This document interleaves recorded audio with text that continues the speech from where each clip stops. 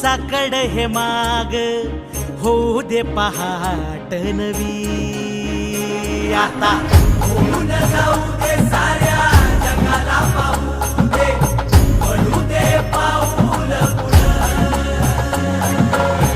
जरी काट पाया खाली लाकड्याला येऊ दे पडू दे पाऊल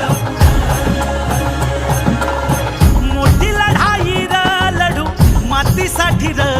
गड्या मनगटाचं जोर लावून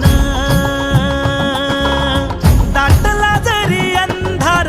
एकजूट होऊ आज दिवा देऊ तेज दावर